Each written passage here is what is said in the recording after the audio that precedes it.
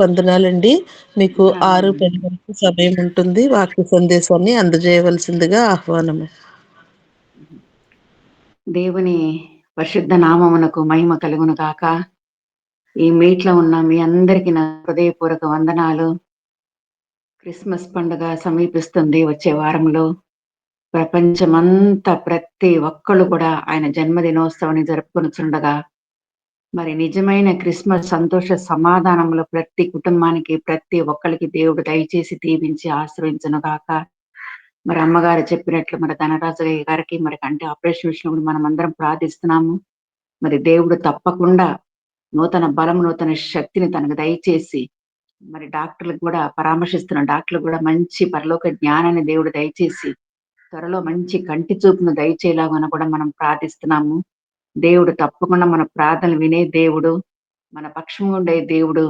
తప్పకుండా మన మొరలను ఆలకించి తగిన సమయంలో ఆయన గొప్ప జవాబు దయచేసే దేవుడు. మీ అందరికీ నా హృదయపూర్వక వందనాలు తెలియజేసుకుంటున్నానండి.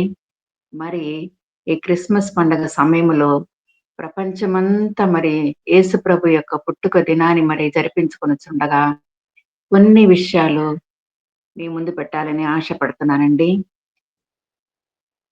మరి క్రిస్మస్ గురించి యేసుప్రభు పుట్టుక గురించి మనము మత్తయి సువార్త, లూకా సువార్తలు మనం చూస్తున్నామండి 2వ అధ్యాయములో. మొట్టమొదటిగా కొన్ని చిన్న విషయాలు మాత్రం మీతో చెప్తానండి. మొట్టమొదటిగా క్రిస్మస్ ప్రకటించిన వారు దేవుని దూత అయిన గబ్రియేలు. మొదటి క్రిస్మస్ ప్రసంగము ఏందంటే, భయపడకుడి, ఇదిగో ప్రజలకందరికి కలుగబో మహా సంతోషకరమైన శుభవర్తమానము. దావీదు పట్టణమందు నేడు రక్షకుడు మీ కొరకు పుట్టి ఉన్నాడు. ఇది మొదటి ప్రసంగము. మొదటి క్రిస్మస్ పాట సర్వోన్నతమైన స్థలములలో దేవునికి మహిమయు, ఆయనకిష్టులైన మనుషులకు భూమి మీద సమాధానమును కలుగునుగాక అని దేవునికి స్తోత్రము చేసిరి. ఇది మొట్టమొదటి క్రిస్మస్ పాట.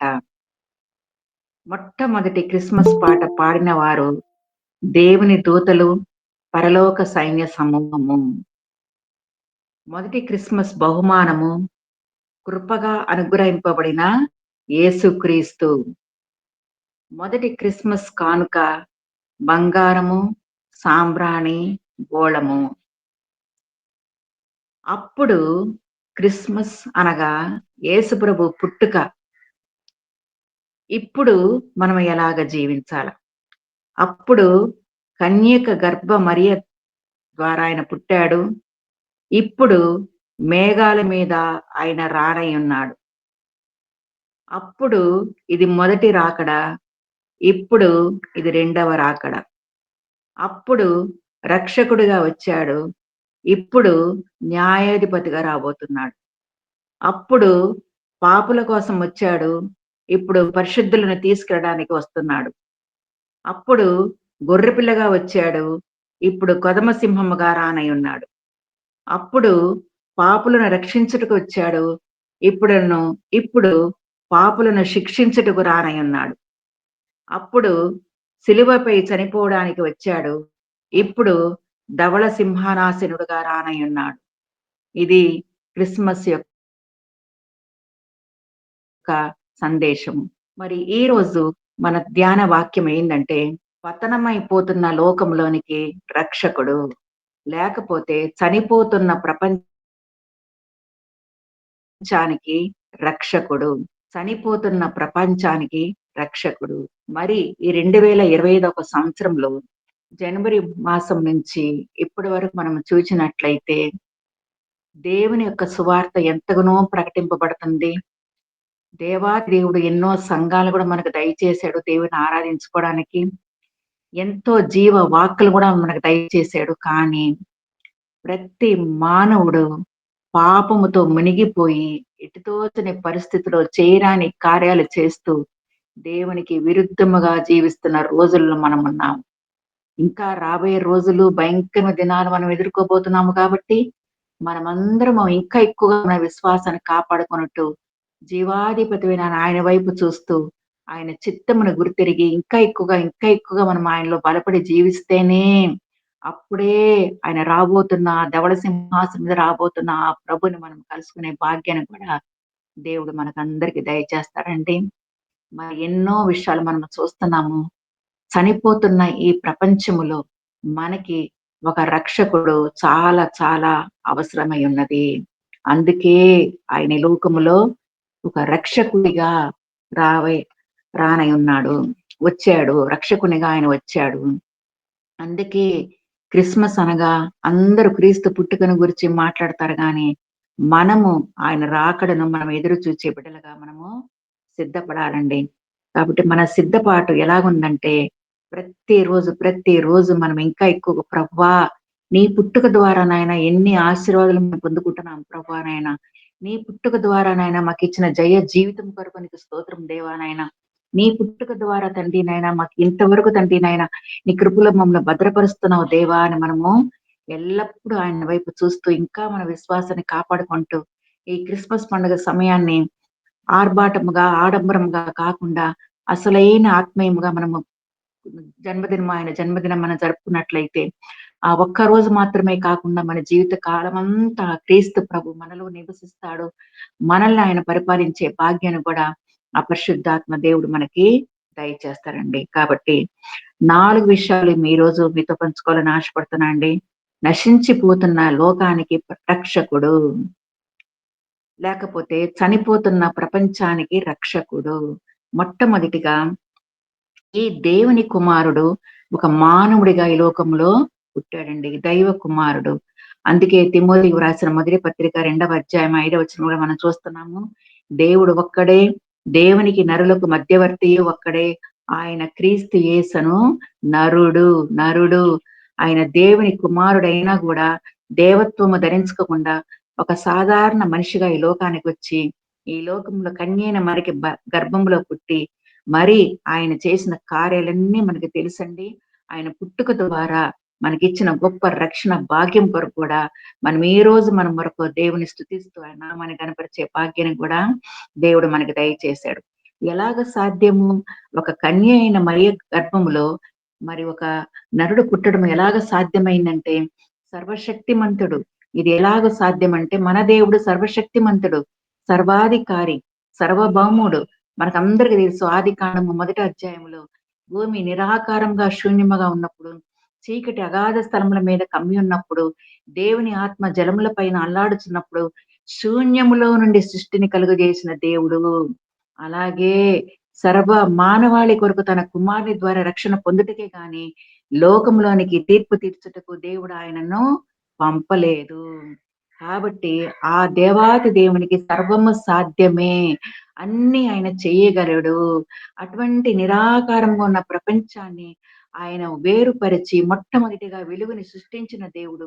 ఆయనకి సమస్తము సాధ్యము కాబట్టి ఆ కన్య అయిన మరియ గర్భములో మరి రక్షకుడు పుట్టడానికి ఆ దేవాది దేవుని యొక్క గొప్ప ప్రణాళిక, ఆయన యొక్క సంకల్పము.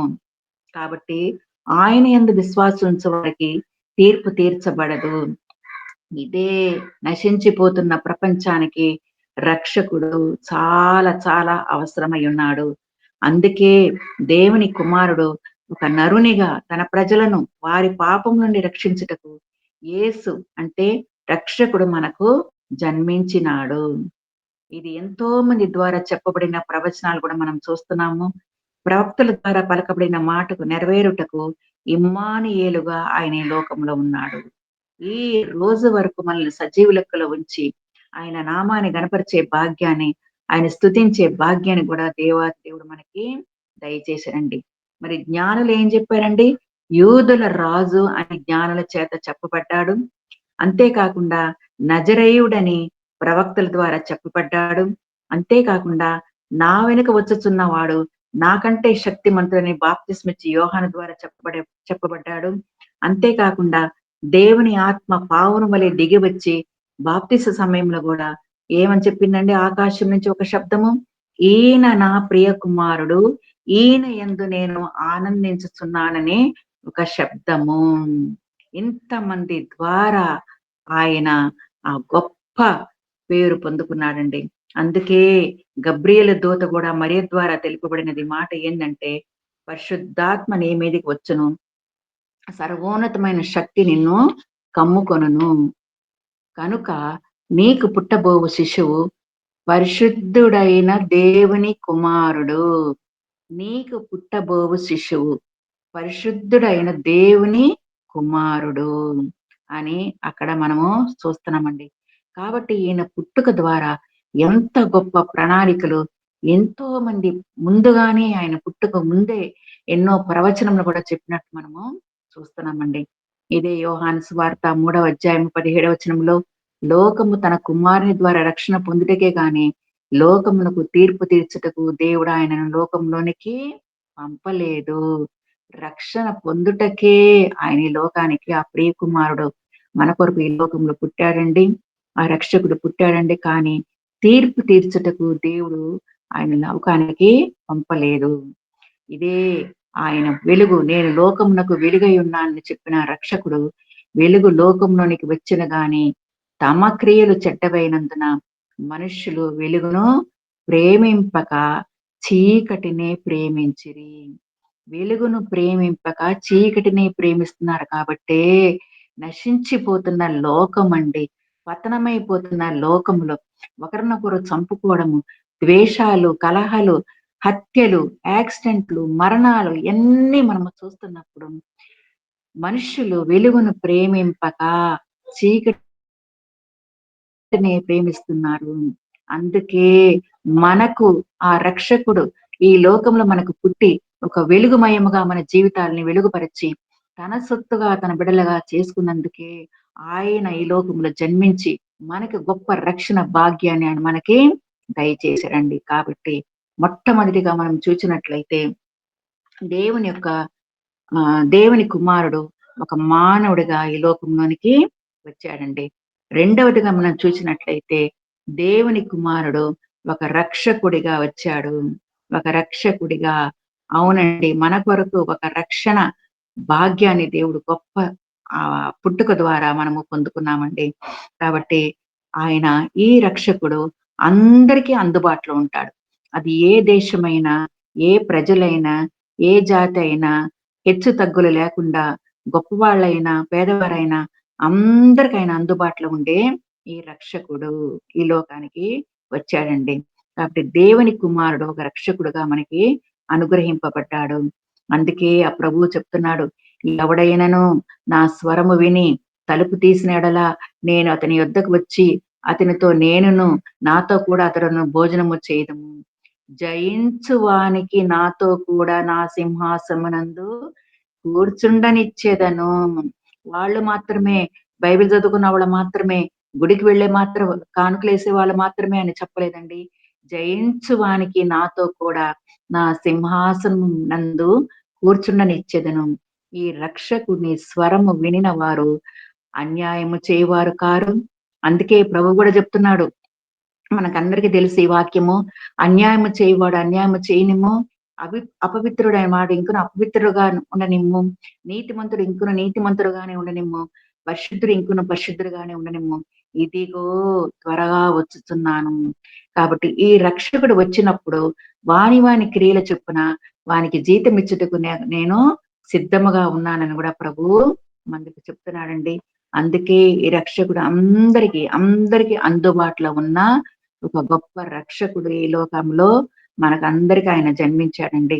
కాబట్టి ఈ రక్షకుడు ఏమంటున్నారంటే, అందుకే మత్తయి సువార్త 22:14లో మనకందరికీ తెలుసు, ఒక పెండ్లి విందు ఆహ్వానంకి అందరూ ఆహ్వానింపబడ్డారు.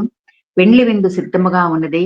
అందరికి ఆహ్వానం, కానీ పిలువబడిన వారు అనేకులు, ఏర్పరచబడిన వారు కొందరే. అందుకే అందరికీ అందుబాటులో ఆయన ఉన్నాడు. కాబట్టి మన క్రిస్మస్ మన హృదయంలో తెరిచినప్పుడే, ఈ రక్షకుని మన హృదయాలు మనం చేర్చుకున్నప్పుడే అదే నిజమైన క్రిస్మస్. ఇలాగన మనం చూచినట్లయితే ఎల్లప్పుడూ ఆయన మనలో నివాసము చేయాలని ఆయన ఆశపడుతున్నాడు. కాబట్టి మన హృదయంను తెరిచినప్పుడే ఆయన తప్పకుండా అందరికీ అందుబాటులో ఉండే రక్షకుడు. కాబట్టి దేవుని కుమారుడు ఒక రక్షకుడిగా ఈ లోకంలోనికి ఆయన వచ్చాడండి. ప్రతి వాళ్ళకి ఆయన అందుబాటులో ఉండే దేవుడు. ఎవరైతే ఆయన స్వరము విని, ఆయన చిత్తమును గుర్తెరిగి, ఆయన కొరకు జీవిస్తారో, జయించువానికి నాతో కూడా నా సింహాసనమందు కూర్చుండనిచ్చెదనని గొప్ప వాగ్దానాన్ని ఈ రక్షకుడు మనకి దయచేస్తున్నాడండి. ఇది రెండవది. మూడవదిగా మనం చూసినట్లయితే, ఈ రక్షకుని యొక్క ప్రణాళిక మన జీవితంలో ఈ రక్షకుని యొక్క ప్రణాళిక ఏంటి? ఎందుకు ఈ రక్షకుడు పుట్టవలసి వచ్చినది? ఎందుకు ఈ రక్షకుడు ఈ లోకానికి వచ్చాడు? పతనమైపోతున్న ఈ లోకానికి ఒక రక్షకుడు అవసరమా? అవును అండి. తప్పకుండా ఆయన తన బిడ్డలని ఒక గొప్ప స్థితిలో ఉంచాలని, గొప్పగా ఆశీర్వదించాలని, అనేక విధములుగా వాళ్ళని కాచి కాపాడాలని దేవుని యొక్క ప్రణాళిక. తను ఎన్నుకున్న బిడ్డల్ని, తను ఏర్పరచుకున్న బిడ్డలు ఆయన కొరకు ఎలాగ జీవించాలని ఈ రక్షకుని యొక్క ప్రణాళిక. అందుకే మనము మొదటి పేతురు 2వ అధ్యాయము 1-5 వచనంలో మనం చదివినట్లయితే, సమస్తమైన దుష్టత్వమును, కపటమును, వేషధారణ, అసూయ, సమస్తమైన దూషణములను మాని 5 చెప్పబడతాయి ఇక్కడ. 5 విషయాలు చెప్పబడతాయి. సమస్తమైన దుష్టత్వము, కపటము, వేషధారణ, అసూయ, సమస్తమైన దూషణ మాటలను మాని క్రొత్తగా జన్మించిన శిష్యులను పోలిన వారై, నిర్మలమైన వాక్యము పాల వలన రక్షణ ఎదుగు నిమిత్తము ఆ పాలను అపేక్షించుడి. నిర్మలమైన వాక్యము. అవునండి. ఆయన వాక్యము చదువుతున్నప్పుడే మనకి నూతన బలము, నూతన శక్తిని మనం పొందుకోగలుగుతున్నాము. లోకం వైపు చూడక ఆయన వైపు చూచే భాగ్యాన్ని కూడా దేవుడు మనకి దయచేస్తున్నాడు. ఎన్నో పరిస్థితుల్లో దాటి రావడానికి, అన్ని పరిస్థితులు కూడా ఆయన మనకి చాలిన దేవుడుగా, ఒక రక్షకుడుగా ఈ లోకంలో ఆయన మనకు జన్మించి, ఈ రోజు వరకు, ఈ క్షణం వరకు మనల్ని కాచి కాపాడుతున్నాడంటే, మన ఎడల ఆయనకి గొప్ప ప్రణాళికలున్నాయి. ఆ ప్రణాళికలు మనం ఎలాగ నెరవేర్చాలంటే, ఇయన్నీ మనము మానినప్పుడే, సమస్తమైన దూషణ మాటలను మాని, దుష్టత్వము, కపటము, వేషలను అన్ని మాని, నిర్మలమైన వాక్యముతో పాల వలన ఎదుగు నిమిత్తము. అవునండి. బిడ్డలు పుట్టినప్పుడు వాళ్ళకి మాటలు రాకపోతే డాక్టర్ దగ్గరికి తీసుకెళ్తాము. వాళ్ళకి అనారోగ్యం బాగలేకపోతే డాక్టర్ దగ్గరికి పోతాము. కాబట్టి మన ప్రభువు గూడా మనల్ని ఎదగాలని, ఆత్మలో ఎదగాలని, విశ్వాసంలో ఎదగాలని, రక్షణ మార్గంలో మనం నడుచుకోవాలని దేవుని యొక్క ప్రణాళిక, ఆ రక్షకుని యొక్క ప్రణాళిక. కాబట్టి ఎదుగు నిమిత్తము ఆయన మన కొరకు ఎంతో వేచి ఉంటున్నాడు. నా బిడ్డలు వాళ్ళ విశ్వాసాన్ని కాపాడుకుంటున్నారా? కష్ట సమయంలో కూడా నన్ను వెతుకుతున్నారా? అన్ని పరిస్థితుల్లో నేను వారికి సహాయం చేస్తున్నానా? లేదా? అని ఆ రక్షకుడు ఈ రోజు వరకు మనడల ఎంతో కరుణ కలిగి, మన వైపు చూస్తూ తన ప్రణాళికలు, తన ఉద్దేశాల్ని ప్రతి మానవుడి ఎడల ఆయన జరిగిస్తున్నాడండి. కానీ ఆ సత్యాన్ని మానవుడు తెలుసుకోకుండా దేవునికి దూరమైపోయి, చేయరాని కార్యాలు చేస్తూ పతనమైపోతున్న లోకములో ప్రజలు జీవిస్తుండగా ఆయన ఇంకా చూస్తా ఆయన దీర్ఘశాంతముతో ఇంతవరకు కనిపెట్టుతూ అందరూ మారు మనసు పొందాలని ఆయన ఎంతగానో ఆయన వేచి ఉంటున్నాడండి. కాబట్టి ఆ రక్షకుని యొక్క ప్రణాళిక ఏంటంటే, మనము ఆ రక్షణ మార్గములో ఎదగాలని దేవుని యొక్క ఉద్దేశము. ప్రతిరోజు మన విశ్వాసాన్ని కాపాడుకుంటూ, ఇంకా ఎక్కువగా ఆయన కొరకు మనం జీవిస్తూ, ఆయన సేవిస్తూ, ఆయన గణపరుస్తూ, ఆయనకు చెందవలసిన మహిమను మనం చెల్లిస్తూ, ఇంకా ఎక్కువగా ఆయన దృష్టికి మనం అంగీకారంగా జీవించినట్లయితేనే, అప్పుడు దేవుడు, ఆ రక్షకుడు మన జీవితంలో గొప్ప గొప్ప వాగ్దానాల్ని ఆయన మనకి దయచేశారండి. కాబట్టి ఈ సంవత్సరంలో ఆయన మన ఎడల చేయవలసిన తీర్మానం ఏందంటే, ఏమి చేయాలనుకుంటున్నాడంటే ఆ రక్షకుడు మరి 2025 సంవత్సరము డిసెంబర్ మాసము క్రిస్మస్ పండుగ జరుపుకుంటున్న మనమందరికీ ఆయన గొప్ప ప్రణాళిక కలిగి ఉన్నాడు కాబట్టి, మనందరి జీవితంలో మనం ఎలాగైతే దేవాతి దేవుని మనం స్తుతిస్తున్నామో, ఘనపరుస్తున్నామో, ఆయన మహిమపరుస్తున్నామో, ఆయన సత్యాన్ని మనం ఎలాగ తెలుసుకున్నామో, మనకందరికి దేవుడు ఈ సంవత్సరంలో ఇచ్చిన వాగ్దానం ఏంటంటే, ఇర్మియా గ్రంథము 29వ అధ్యాయము 11వ వచనము. ఇర్మియా గ్రంథము, ఆ రక్షకుడు మన కొరకు పుట్టిన ఆ రక్షకుడు, మన కొరకు జన్మించిన ఆ రక్షకుడు, మన కొరకు పశువుల పాకలో పుట్టిన ఆ రక్షకుడు, మన కొరకు కన్య గర్భవతిలో పుట్టిన ఆ రక్షకుడు మనకందరికి ఈ సంవత్సరంలో 2025వ సంవత్సరంలో మనకిచ్చిన గొప్ప వాగ్దానము. మనం ఆ రక్షణ భాగ్యంలో మనం ఎదుగుతున్నాము గాబట్టి, ఆయన రక్షణను మనము తెలుసుకున్నాము గాబట్టి, ఆ రక్షకుడు మన హృదయంలో జన్మించాడు కాబట్టి, ఆయన మనకిచ్చిన వాగ్దానం ఏందంటే, ఇర్మియా గ్రంథము 29వ అధ్యాయము 11వ వచనము. నేను మిమ్మును గూర్చి ఉద్దేశించిన సంగతులను నేను ఎరుగుదును. రాబోవు కాలమందు నేను మీకు మేలు చూపునట్లుగా అది సమాధానకరమైన ఉద్దేశములు గాని, హానికరమైనవి కావు. మీరు ప్రార్థన చేయనప్పుడు నేను మీ మనవి ఆలకింతును. పూర్ణ మనస్సుతో వెతికినప్పుడు నేను మీకు కనపరచుకొందును. నేను మీకు కనపరచుకొందును. కాబట్టి ఈ 2025 సంవత్సరంలో ఆ రక్షకుడిని ఈ సంవత్సరమంతా మనం ధ్యానించినాము. ఆయన గనపరిచినాము. ఆయన స్తుతించినాము కాబట్టి, ఆయన మన హృదయాల్లో నివసిస్తున్నాడు కాబట్టి, ఆయన మనకందరికి ఇచ్చిన ఈ సంవత్సర వాగ్దానం ఏందంటే, నేను మిమ్మును గూర్చి ఉద్దేశించిన సంగతులను నేను ఎరుగుదును. రాబోవు కాలమందు అవి మీకు మేలు చూపునట్లుగా అవి సమాధానకరమైన ఉద్దేశములు కానీ, హానికరమైనవి కావు. మీరు ప్రార్థన చేయనప్పుడు నేను మీ మనవి ఆలకింతును. తప్పకుండా మన కొరకు పుట్టిన రక్షకుడు, మన హృదయాల్లో నివసిస్తున్న రక్షకుడు తప్పకుండా మన మనవి ఆలకిస్తాడండి. పూర్ణ మనస్సుతో వెతికినప్పుడు నేను మీకు కనపరచుకొందును. తప్పకుండా, తప్పకుండా ఆయన మన జీవితాల్లో గొప్ప కార్యాలు చేయబోతాడండి.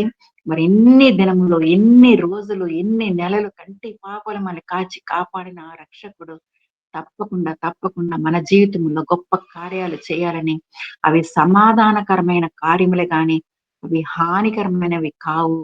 నేను తప్పకుండా మీ మనవి ఆలకిస్తాను. మీరు నన్ను వెతికినప్పుడు నేను మీకు కనపరచుకొందును అని ఆ రక్షకుడు మన మనకిస్తున్న వాగ్దానం అండి. కాబట్టి ఈ సంవత్సరము క్రిస్మస్ పండుగ జరుపుకుంటున్న మనమందరి హృదయాల్లో ఆ రక్షకుడు ఉదయించినాడు కాబట్టి, పూర్ణ మనస్సుతో ఆయన వెతికినప్పుడు తప్పకుండా, తప్పకుండా ఆయన మనకి ప్రత్యక్షమవుతాడు. మనకి సమీపంగా ఉంటాడు. మన దినములన్నిటియు మనం జీవించిన కాలమంతా కూడా ఆయన కాపుదల, ఆయన భద్రత దేవుడు తప్పకుండా తన బిడ్డలకి దయచేస్తాడండి. దేవుడు మనము ఎన్ని సార్లు మనం గుడికెళ్తున్నాము, ఎంత కానుకలిస్తున్నాము, ఎలాగ మనం ఉంటున్నాము అని దాని గురించి ఆలోచించరు గానీ, దేవాతి దేవుడు, ఆ రక్షకుడు ఎలాగ ఈ బిడ్డలు నన్ను వెతుకుతున్నారు, ఎలాగ నన్ను గనపరుస్తున్నారు, ఎలాగ నన్ను ఆశ్రయిస్తున్నారని ఆయన చూచి, తగిన సమయంలో గొప్ప కార్యాలు మన జీవితంలో చేయడానికే ఆ రక్షకుడు ఈ లోకములో జన్మించాడండి.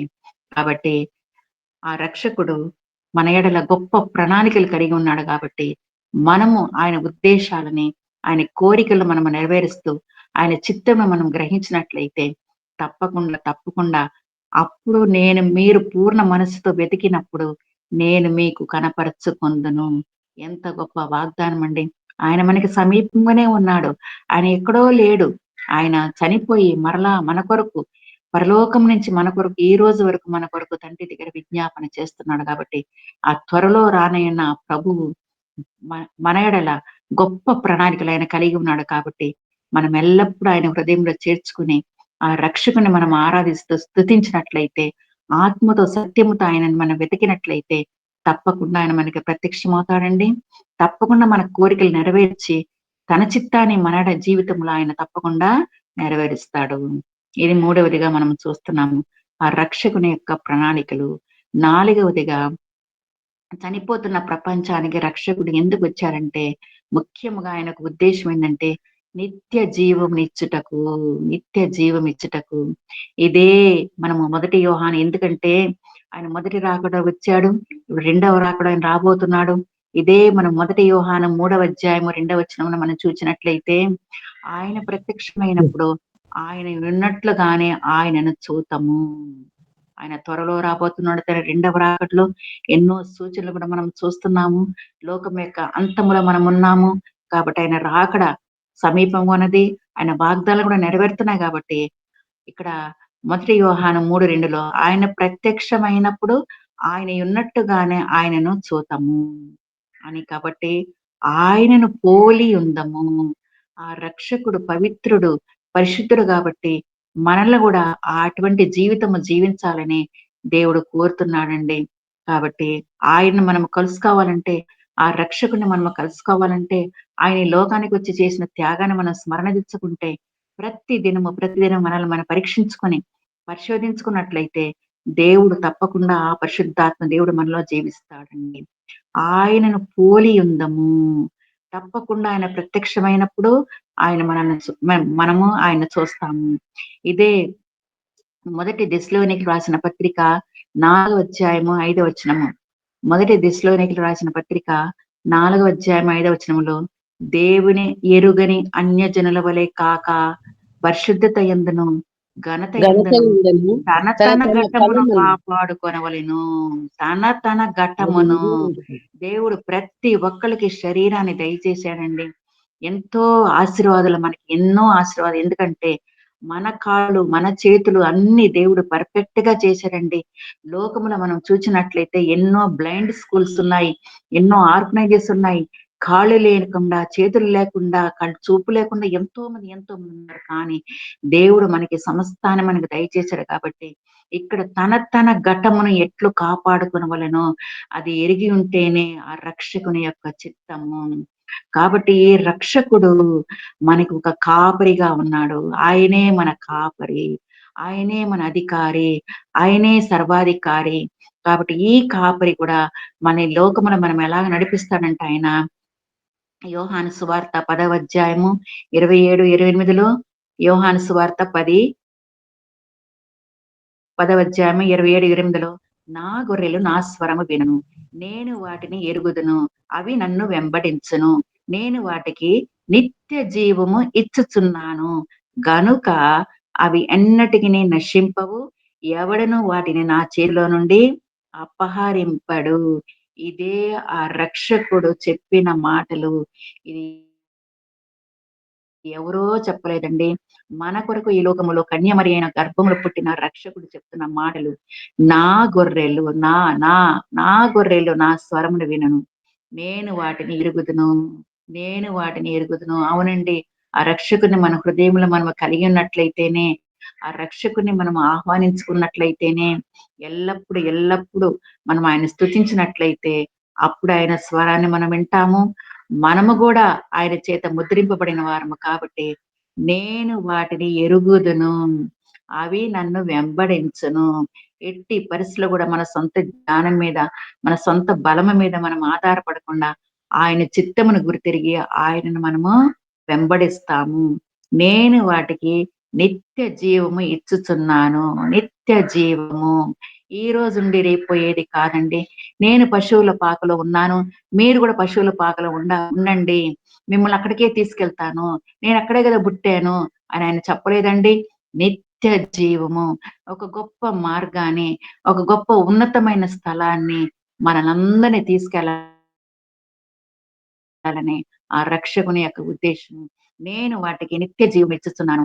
గనుక అవి ఎన్నటికిని నశింపవు. ఈ నశించిపోతున్న లోకములో, ఈ చనిపోతున్న లోకములో, పతనమైపోతున్న లోకములో మన రక్షకుడు చెప్తున్న మాట, అవి ఎన్నటికిని నశింపవు. మనము నశింపము. ఎందుకంటే ఆ రక్షకుడిని మనము కలిగి ఉన్నాము. ఎవడును వాటిని నా చేతిలో నుండి అపహరింపడు. ఎంత జాగ్రత్తగా మనల్ని కాచి కాపాడుతున్నాడండి. మన ప్రతి అడుగులో ఆయన దూతల కాపులు మనకు దయచేసి, ఆయన సంరక్షణ మనకు దయచేసి, మరి ఈ రోజు వరకు సంవత్సరం యొక్క అంతంలో మనమున్నాము. ఎంత ఆశ్చర్యకరంగా ఒక్కసారి వెనక్కి తిరిగి చూస్తే, ఆయన చేసిన కార్యాలన్నీ మనం తలపోసుకుంటే ఎంత ఆశ్చర్యమండి. ఇది మన తిండో, మన డబ్బో, మన బలమో, మన శక్తి కాదండి. ఇది కేవలం ఆయనకు ఉచితమైన రక్షణ యొక్క భాగ్యము గాబట్టి, ఆయన ఇచ్చిన ఉచితమైన కృప గాబట్టి, ఎవడును వాటిని నా చేతిలో నుండి అపహరింపడు. ఆయన కాపుదల, ఆయన భద్రత ఉంది గాబట్టే, ఈ రోజు వరకు మనం ఆయన నామాన్ని స్తుతించగలగడానికి, ఆయన చిత్తమును నెరవేర్చడానికి, ఆయన్ని గణపరచడానికి దేవుడు మనకందరికీ ఆ గొప్ప భాగ్యాన్ని దయచేశాడండి. కాబట్టి, ఈ నశించిపోతున్న ప్రపంచానికి ఒక రక్షకుడు ఎందుకొచ్చాడంటే, మనకందరికి నిత్య జీవం ఇవ్వడానికి ఆయన ఈ లోకానికొచ్చాడండి. కాబట్టి ఆ శిశువు ఒక యూదుల రాజుగా పుట్టినాడు. ఎక్కడ ఉన్నాడని జ్ఞానులు అడిగినప్పుడు ఆయన ఎక్కడో లేదండి. ఆయన ఎక్కడో లేడు. మన హృదయాల్లోనే మనం ఉన్నాడు.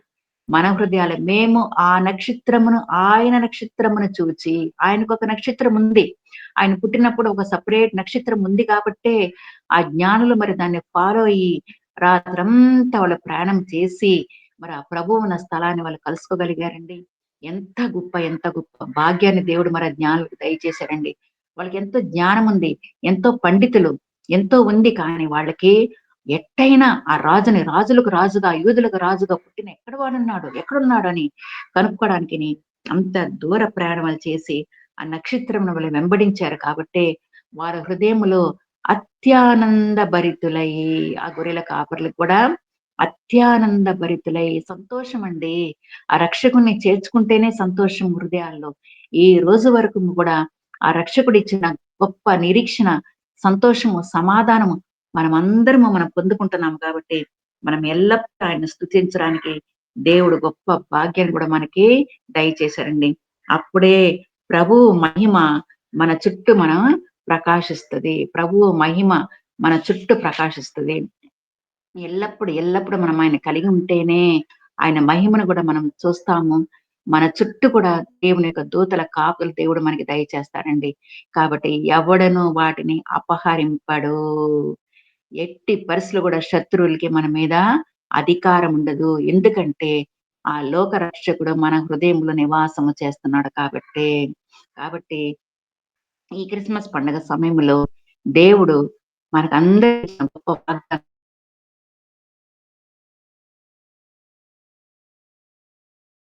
ఏడనే మాట సంపూర్ణమైన మాట కాబట్టి, మనకందరికి ఆ క్రిస్మస్ పండుగ యొక్క సందేశం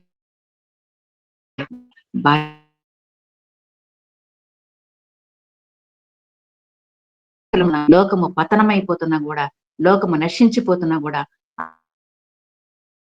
ఆ రక్షకుడు మన హృదయాల్లో ఉన్నాడు గాబట్టి, మనం ఎట్టి పరిస్థితిలో కూడా మనము భయపడనక్కరలేదు. రెండవదిగా మహా సంతోషము. అవునండి. ఆ రక్షకుని మనం కలిగినప్పుడే మన హృదయాల్లో గొప్ప సంతోషము, సమాధానము. మూడవదిగా సువర్తమానము అన్న వాక్యాన్ని మనము ధ్యానిస్తున్నాము కాబట్టే, ఆ సత్యాలన్నీ మనము తెలుసుకుంటున్నాము కాబట్టే, ఆ రక్షకుడి యొక్క స్వరము మనం వింటున్నాము కాబట్టే, ఈ రోజు వరకు మన నిబ్బరమైన మనసుతో ధైర్యముతో ఆయన్ని ఆరాధించే భాగ్యాన్ని కూడా దేవుడు మనకి దయచేస్తున్నాడండి. నాలుగవదిగా రక్షకుడు. సదాకాలము మనల్ని నడిపించే ఆ రక్షకుడు.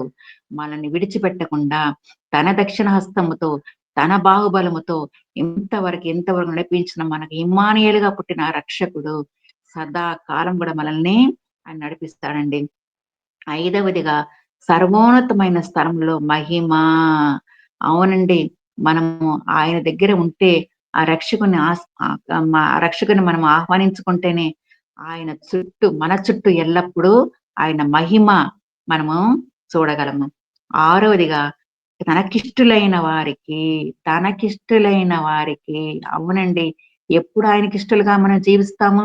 ఆ రక్షకుని మన హృదయంలో మనం ఆహ్వానించుకుంటేనే, ఆ రక్షకుని మనము పూర్ణ హృదయముతో మనము ఆయన సేవిస్తేనే, అప్పుడే ఆయనకిష్టులుగా మనం ఈ లోకంలో జీవిస్తున్నామండి.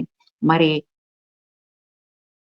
పతనమైపోతున్న ఈ లోకములో ఆ రక్షకుడు మనలో ఉన్నాడు గాబట్టే, మనము ఆయన దృష్టికి ఇష్టలుగా జీవించగలిగే భాగ్యాన్ని కూడా దేవుడు మనకి దయచేస్తున్నాడండి. ఏడవదిగా సమాధానము. ఈ సమాధానము ఎవ్వరు మనకివ్వలేరండి.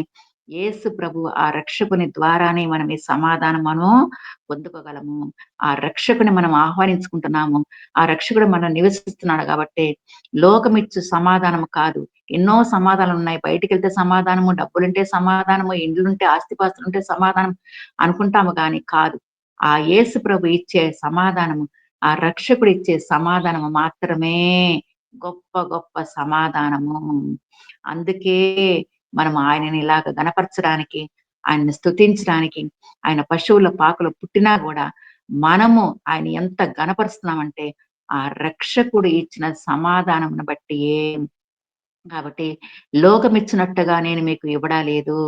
నేను మీకిస్తున్న శాంతి, సమాధానం అన్నాడు ఆ ప్రభువు. ఆ రక్షకుడు. ఆయనిచ్చే సంతోషము, సమాధానం మనం కలిగి ఉంటేనే, ఈ లోకములో మనము మన ప్రయాణాన్ని నిబ్బరముగా, ధైర్యముగా మనము కొనసాగించగలము. కాబట్టి ఈ క్రిస్మస్ పండుగ సమయంలో 7 అనేది పరిపూర్ణమైన సంఖ్య కాబట్టి 7 ఆశీర్వాదాలు దేవుడు మనకి దయచేస్తున్నాడండి. మొట్టమొదటిగా భయపడకుడి, రెండవదిగా మహా సంతోషము, మూడవదిగా సువర్తమానము, నాలుగవదిగా రక్షకుడు, ఐదవదిగా సర్వోన్నతమైన స్థలములో మహిమ, ఆరోదిగా ఇష్టులైన వారికి సమాధానము, ఏడు ఇష్టులైన వారికి ఏడవదిగా సమాధానము. కాబట్టి ఆయన మనకిచ్చే గొప్ప సమాధానం మనం పొందుకుంటేనే ఈ లోకంలో మనం నిబ్బరముగా జీవించగలమండి. ఈ నిత్య జీవము ఆ యేసు ప్రభు ద్వారానే మనం పొందుకోగలము. అందుకే మొదటి యోహాను 2వ అధ్యాయం 20వ వచనంలో కూడా నిత్య జీవము అనున్నదియే ఆయన తానే మనకు చేసిన వాగ్దానము.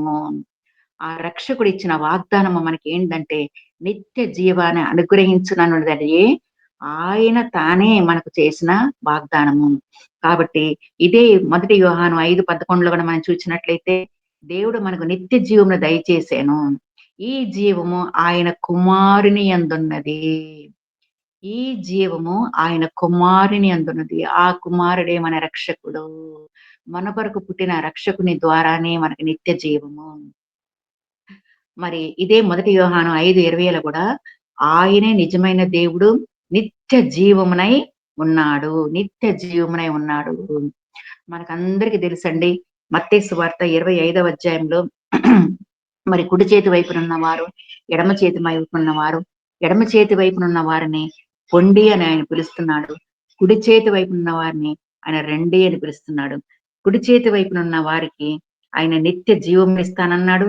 ఎడమ చేతినున్న వారికి ఆయన నిత్య శిక్షనిస్తానన్నాడు. నిత్య శిక్ష ఎడమ చేతినున్న వారికి నిత్య శిక్ష, కుడి చేతి వైపునున్న వారికి నిత్య జీవం ఆయన ఇస్తానన్నాడు. కాబట్టి ఇదే దేవుని కుమారుని యందు విశ్వాసముంచు వారందరూ నిత్య జీవము కలవారు. దేవుని కుమారుని యందు విశ్వాసముంచువారు. మనమం అందరం ఆయన్ని కనపరుస్తున్నాము. ఆయన్ని సేవిస్తున్నాము. దేవా! ఆ రోజుల్లో తండ్రి నాయన నీవు నీ పుట్టుక ప్రభా నాయన ఎంతో చిన్నదై, ఎంతో అల్పమైనది కూడా ప్రభా నాయన ఎంత గొప్ప కార్యాన్ని ప్రభా మా జీవితంలో నువ్వు మాకు కొనసాగించి తండ్రి. మరి ఈ రోజు వరకు తండ్రి నాయన నీ పుట్టుక ద్వారా నాయన నువ్వు చేసిన నీ పరిచర్య తండ్రి నాయన. నువ్వు చేసిన అద్భుత కార్యాలు ప్రభా. నువ్వు చేసిన శిలువ త్యాగము తండ్రి నాయన. నీ మరణము ద్వారా తండ్రి నాయన ఎంత గొప్ప గొప్ప రక్షకుని నాయన మేము కలిగి ఉన్నాము తండ్రి నాయన. అని మనం ఎల్లప్పుడూ ఆయన స్మరించుకున్నట్లయితే, ఆయన మనము సేవించినట్లయితే, అదేనండి నిజమైన క్రిస్మస్ సంతోష సమాధానము దేవుడు తప్పకుండా మనకు దయచేస్తాడండి. కాబట్టి ఈరోజు మనము 4 అంశాలు మనము ధ్యానించినామండి. మొట్టమొదటిగా దేవుని కుమారుడు ఒక మానవుడిగా రావడము. రెండవదిగా దేవుని కుమారుడు ఒక రక్షకునిగా రావడము. మూడవదిగా ఈ రక్షకుని యొక్క ప్రణాళిక మన జీవితంలో ఏమి ఆయన కలిగి ఉన్నాడని ఆ రక్షణకి యొక్క ప్రణాళిక. నాలుగవదిగా రక్షకుడు మనకిచ్చిన వాగ్దానము. ఆ నిత్య జీవమును ఆయన ఇస్తానంటున్నాడు. కాబట్టి కుమారుని యందు విశ్వాసముంచు వాడే నిత్య జీవము కలవాడు. నిత్య జీవము మనకందరికి ఒక గోల్ ఏందంటే తప్పకుండా ఆయన రెండవ రాకడలో వస్తాడు. మనమందరం ఆయన్ని కలుసుకుంటాము. ఆయన మన కొరకు సిద్ధపరుస్తున్న రాజ్యాన్ని మనకు తీసుకెళ్తాడు. గొప్ప గొప్ప రాజ్యము, పరలోక రాజ్యము, దుఃఖము, కన్నీరు, వేదన లేని రాజ్యానికి మనం తీసుకెళ్తాడు. అదే నిత్య జీవము. అటువంటి గొప్ప స్థలములో ఆ ప్రభువు ఉన్న స్థలానికి మనతో పాటు మనము అందరము ఆయనతో కలిసే భాగ్యాన్ని కూడా ఆయన రాకడలో మనం చూస్తామండి.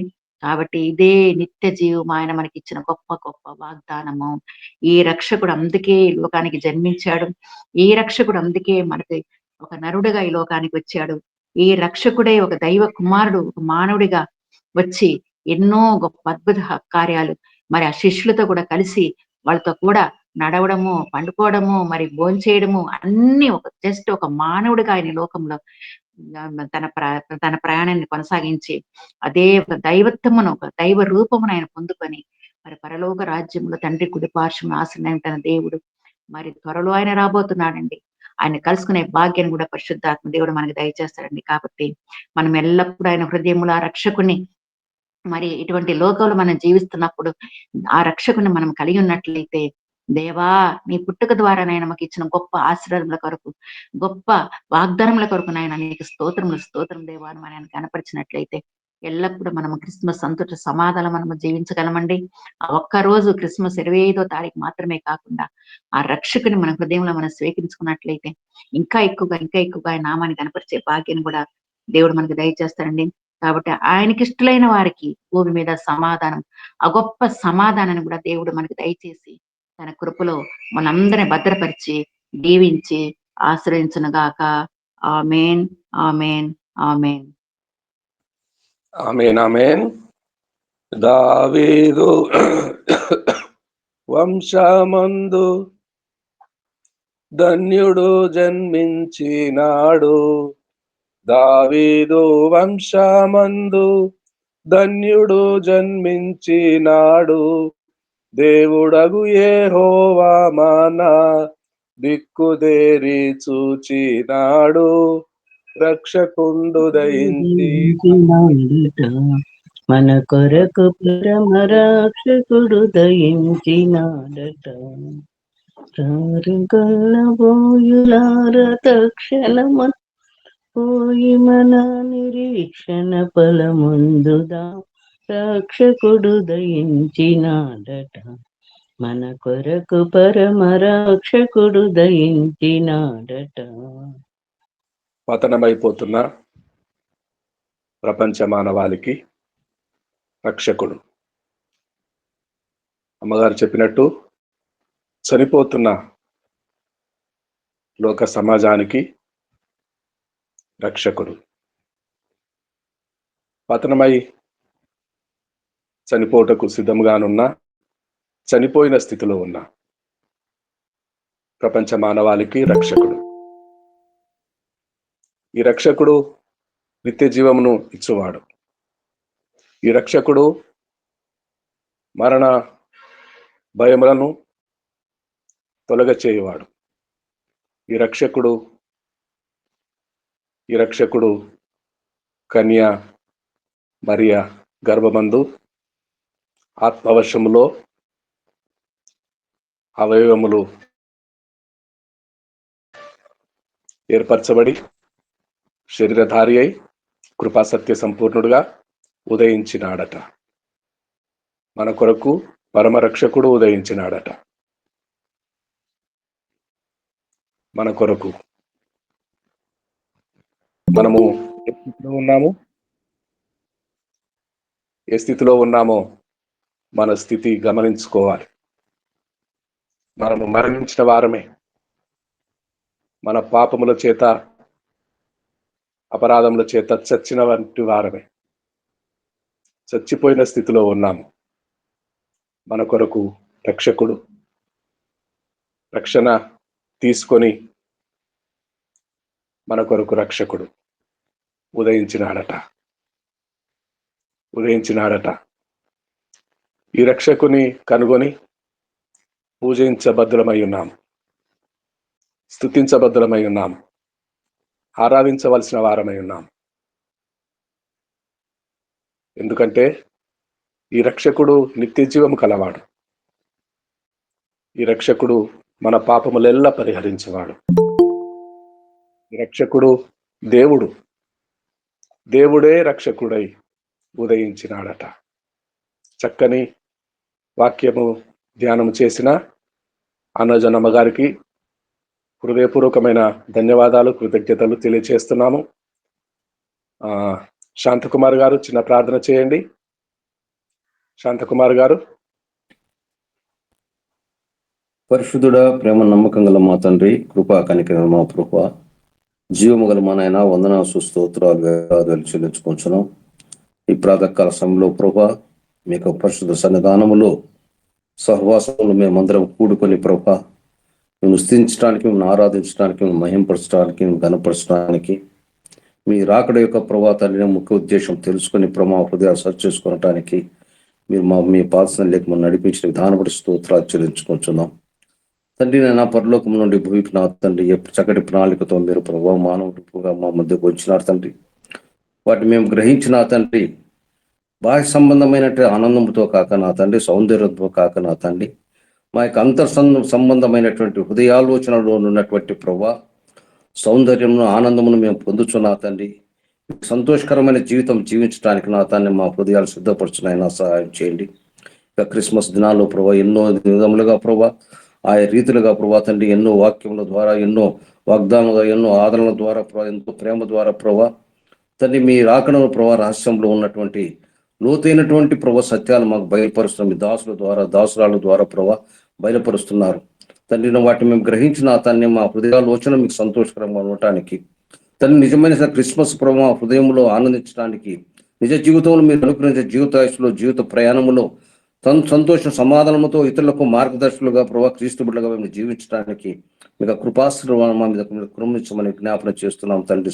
చేయండి ప్రభా తండ్రి. చక్కటి వాక్య భాగాలు మా ముందు ఇచ్చినటువంటి దైవజనురాలను ప్రభా దీవించి ఆశ్రయించైనా అప్పటి కోసం మీ దీవులు దయచేసి మీ కృపతో భద్రపరచడం, అప్పుడు అవసరం తీర్చడైనా సహాయం చేయండి తండ్రి. అయినా మీ దాసులు ప్రభా తండ్రి, దైవజనులు ప్రభా తండ్రినా, మీ ప్రియులు ప్రభా తండ్రినా, మీ అందు విశ్వాసం నమ్మకంతో ఎదురు చూస్తున్నటువంటి సహోదరుడు ప్రభా తండ్రినా ధనరాజయ్య గారిని పట్టుకుని మేము పాసులు జ్ఞాపన చేస్తున్నాం తండ్రి. ఆ బిడ్డ యొక్క ఆపరేషన్ విషయంలో ప్రామిస్ సన్నిధి ఉంచిన ఆయన అందుకు సంబంధపడినటువంటి డాక్టర్లతో మీరు మాట్లాడి వారికి జ్ఞానాన్ని దయచేసిన తండ్రి, అప్పుడు చక్కటి చూపును దయచేసిన తండ్రి.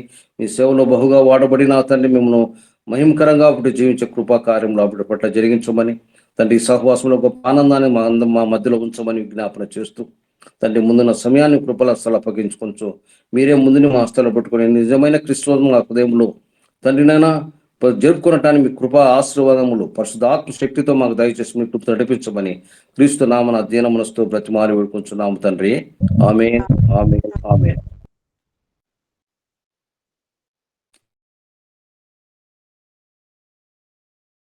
ఆమేన్, ఆమేన్.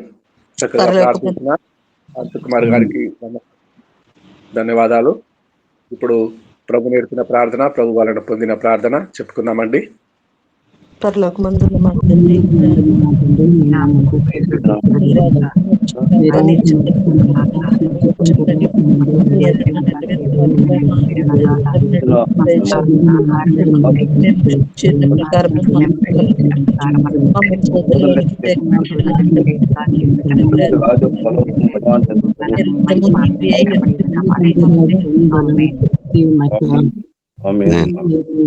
తండ్రి. ఆమేన్, ఆమేన్, ఆమేన్. చక్కగా వాక్యము వివరించిన అమ్మగారు చెన్నై నుండి అన్నాజోన్ అమ్మగారు ఆశీర్వాదం విడుదల చేస్తారు. తండ్రి, కుమార, పరిశుద్ధాత్మ త్రియేక దేవుని దీవెనలు మనకందరికీ ఈ క్రిస్మస్ పండుగ సమయంలో ప్రతి కుటుంబానికి దేవుడు దయచేసి దీవించి ఆశీర్వదించును గాక. ఆమేన్, ఆమేన్, ఆమేన్. అందరికీ యేసుక్రీస్తు నామములో వందనాలు తెలియజేస్తున్నాను. కూడి వచ్చిన అందరికీ ప్రభు పేరుకి వందనములు.